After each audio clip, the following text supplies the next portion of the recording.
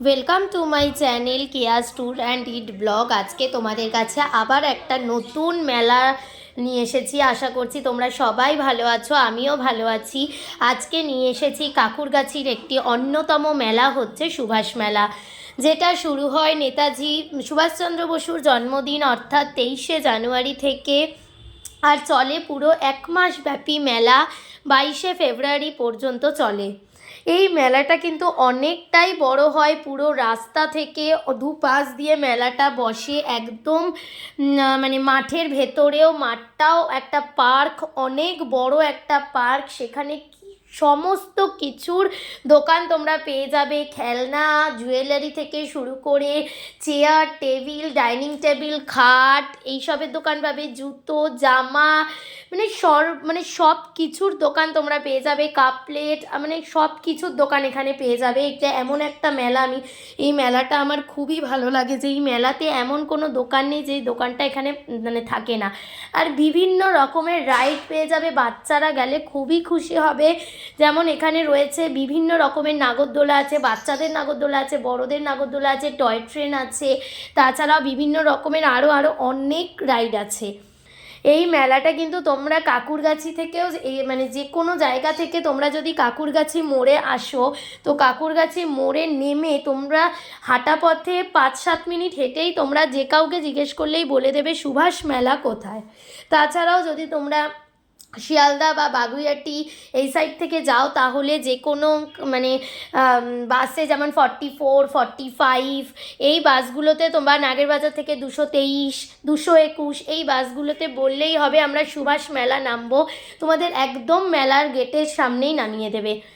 এই মেলাটা কিন্তু খুবই ভালো হয়, তোমরা কিন্তু সবাই যেতে পারো, আর বাচ্চারাও খুবই আনন্দ পাবে এই মেলায় যেতে, যেহেতু অনেক রকমের বিভিন্ন রকমের রাইড রয়েছে, আর মেলাটা প্রচুর বড়। তোমরা হাতে অন্তত 2.5 থেকে 3 ঘন্টা সময় নিয়ে যাবে পুরো মেলাটা দেখার জন্য।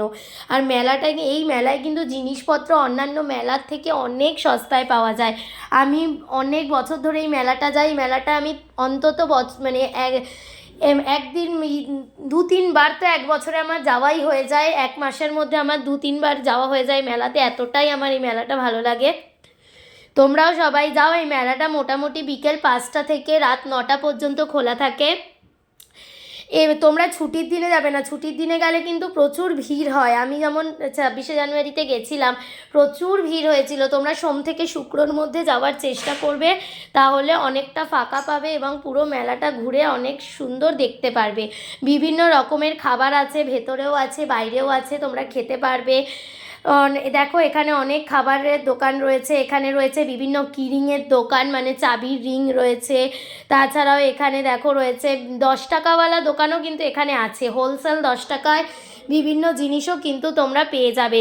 এছাড়াও রয়েছে এই দেখো আচারের দোকান, বিভিন্ন ফুলের দোকান, যে সব ফুল দিয়ে মানে প্লাস্টিকের ফুল দিয়ে ঘর সাজায় সেই দোকান।